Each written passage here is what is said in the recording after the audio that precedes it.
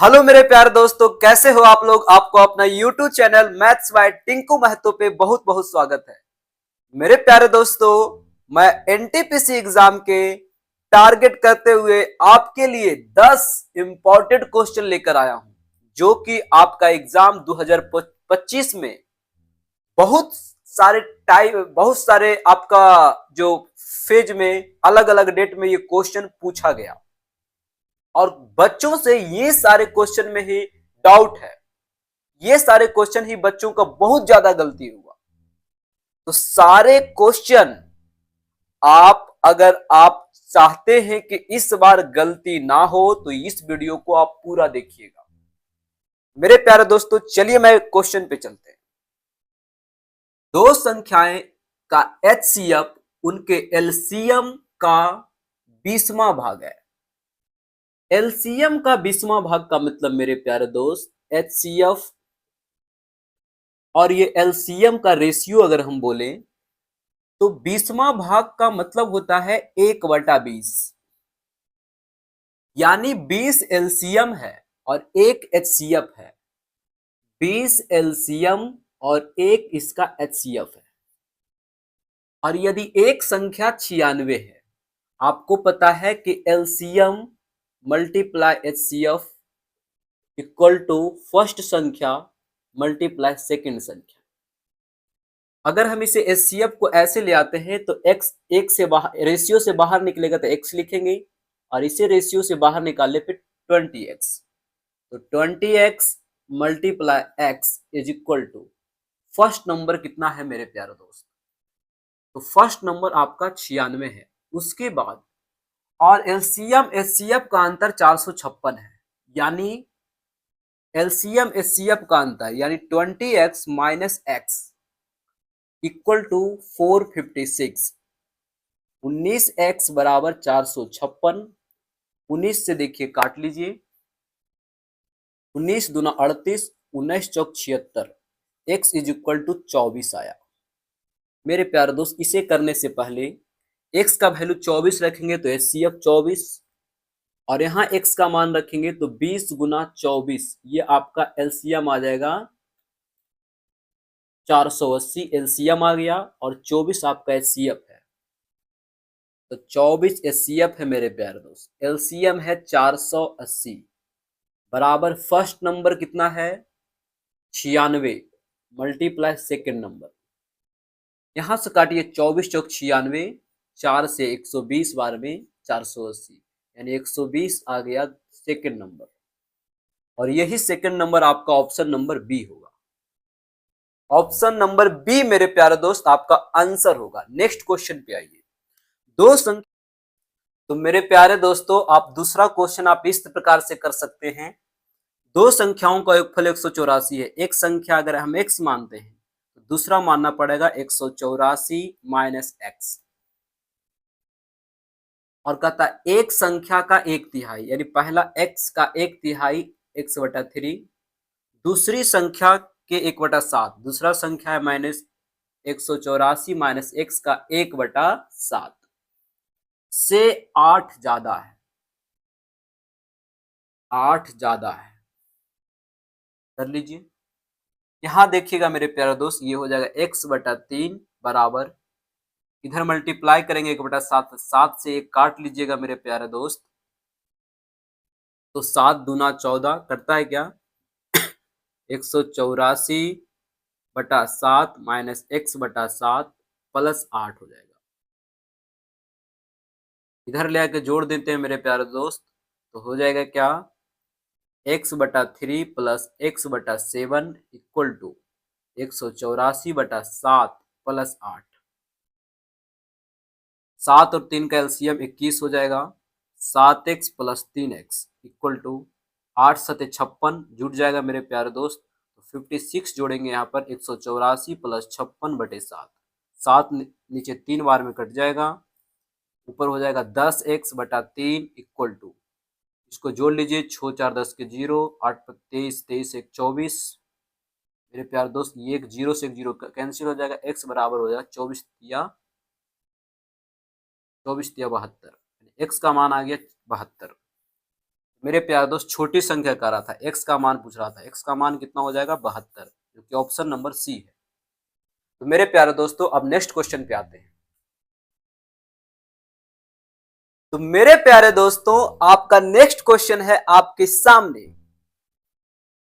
एक 750 मीटर लंबी एवं 80 किलोमीटर प्रति घंटा की रफ्तार से चलने वाली रेलगाड़ी को एक आदमी को पार करने में कितने सेकंड लगेंगे, जो कि 5 किलोमीटर प्रति घंटा की रफ्तार से उसी दिशा में चल रहा है। ये है मेरे पास रेलगाड़ी और ये है मेरा आदमी, और दो रेलगाड़ी जिस दिशा में चल रहा है ठीक उसी दिशा में ये आदमी भी चल रहा है।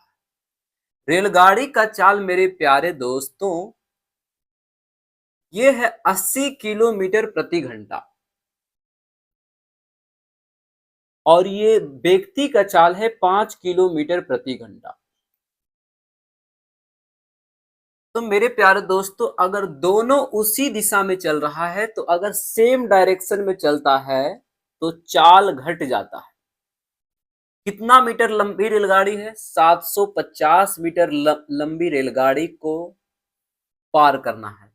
तो अगर ये रेलगाड़ी आदमी को पार करेगा तो अपने लंबाई के बराबर चलेगा। अगर यहां से ये चलना शुरू किया तो ये जैसे ही इतना लंबाई रेलगाड़ी के बराबर लंबाई चल जाएगा आगे तो ये आदमी को पार कर जाएगा, यानी 750 मीटर चलना है।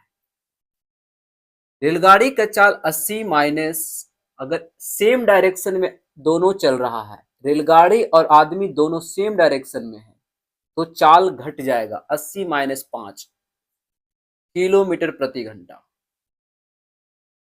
तो 750 मीटर 80 में 5 घटाएंगे तो 75 आएगा। किलोमीटर को मीटर में बदल दीजिए 1000 से गुना, और ये घंटा ऊपर चला जाएगा तो सेकंड में बदलने के लिए 60 गुना 60, 3 जीरो कट जाएगा मेरे प्यारे दोस्तों। 75 से 75 एक बार में, 6 गुना 6 करेंगे तो 36 आएगा, जो कि ऑप्शन नंबर आपका डी मिल रहा है। डी आंसर हो जाएगा। नेक्स्ट क्वेश्चन पे आइए। ए और बी स्टील के दो बारीक खंड है। यदि बी को ए का शीर्ष पर रखा जाता है तो वजन 60% से बढ़ जाता है, यानी ए के शीर्ष पर रखा जाता है बी को रखा जाएगा ए के शीर्ष पर, इससे वजन इंप्रूव हो रहा है। मेरे प्यारे दोस्तों 60% का मतलब होता है 60% होता है 3/5, यानी अगर वजन पहले 5 रहा होगा तो 3 का वृद्धि होगा, 5 में 3 का वृद्धि होगा तो 8 वजन हो जाएगा।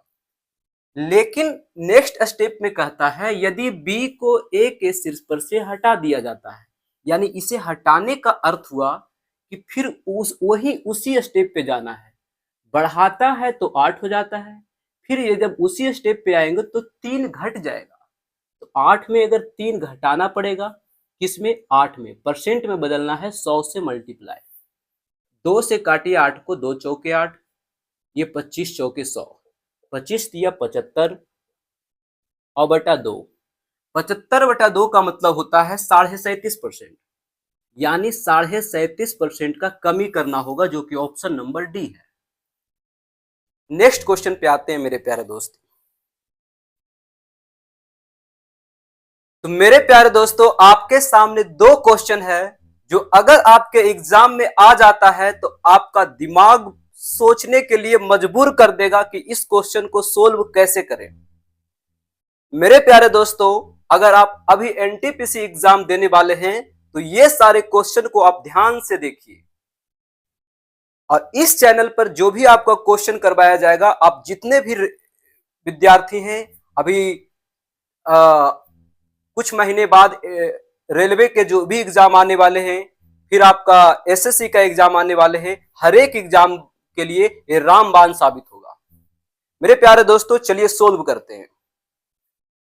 9,000 रुपया की राशि एक सही 1/2 वर्ष के लिए x% प्रति वर्ष की दर पे 11,979 रुपया हो जाती है। ब्याज अर्धवार्षिक रूप से संयोजित होता है।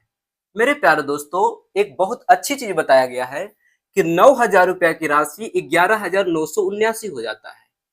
यानी कि 9,000 रुपया ये 11,979 हो गया। ठीक है, और ये हुआ 1/1/2 वर्ष। 1/1/2 वर्ष का मतलब हुआ 1.5 वर्ष, और 1.5 वर्ष का मतलब हुआ 6।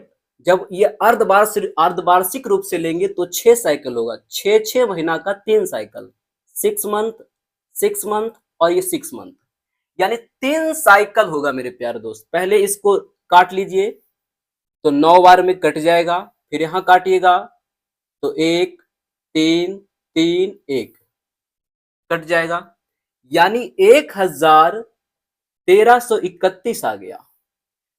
अगर 3 साइकिल है मेरे प्यारे दोस्त तो क्यू रूट लेंगे, दोनों तरफ क्यू रूट करेंगे, और क्यू रूट करते हैं तो 1,000 का क्यू रूट 10 आएगा, 1331 आएगा 11 का, यानी 10 से 11 हो गया, एक बढ़ रहा है, एक बढ़ रहा है 10 पे, यानी कितना परसेंट दर है मेरे प्यारे दोस्त, तो 10%, 10%। लेकिन ये 10% जो दर है यह अर्धवार्षिक है, तो अगर हम वार्षिक रूप पूछेंगे मेरे प्यारे दोस्त, तो वार्षिक जो दर आएगा वो 10% अर्धवार्षिक है, तो वार्षिक आपका 20% आएगा, और 20% का मतलब होता है 1/5, यानी कि 5 से अमाउंट कितना हो जाएगा, 6।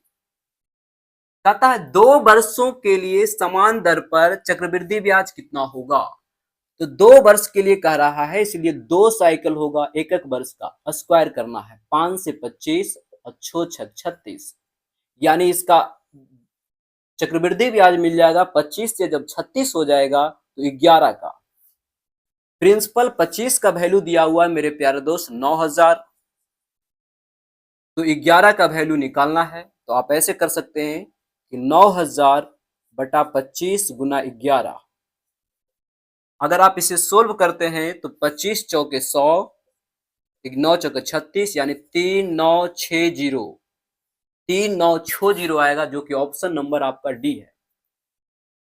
अगर ये आपके एग्जाम में आ जाता है तो मैं गारंटी कहता हूं कि आप ये क्वेश्चन छोड़ देते।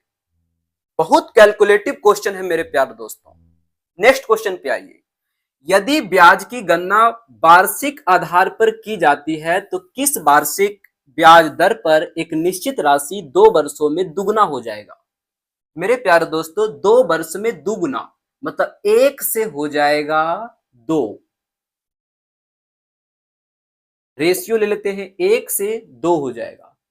अगर 2 वर्ष का कह रहा है मेरे प्यारे दोस्तों तो 2 साइकिल होगा, और 2 साइकिल का मतलब दोनों तरफ स्क्वायर रूट लेना है। 1 का स्क्वायर रूट 1 आएगा, 2 का स्क्वायर रूट आएगा 1.414, यानी एक प्रिंसिपल रहा होगा और इसका अमाउंट हो गया 1.414, रूट 2 का मान 1.414, यानी कितना उसको चक्रवृद्धि ब्याज मिला होगा, तो 0.414, 0.414 चक्रवृद्धि ब्याज मिला होगा। कितना अमाउंट, कितना प्रिंसिपल पे, 1 रुपया पे, कितना परसेंट का दर है, 100 से मल्टीप्लाई, पॉइंट हटाएंगे मेरे प्यारे दोस्तों, 3 जीरो लाएंगे, 2 जीरो कैंसिल हो जाएगा 41 1 जीरो का मतलब 1 अंक के बाद डेसिमल पड़ जाएगा 41.4, जो कि ऑप्शन नंबर ए मिल रहा है मेरे प्यारे दोस्तों। ये दोनों क्वेश्चन बहुत अच्छा क्वेश्चन था। नेक्स्ट क्वेश्चन पे आते हैं मेरे प्यारे दोस्तों।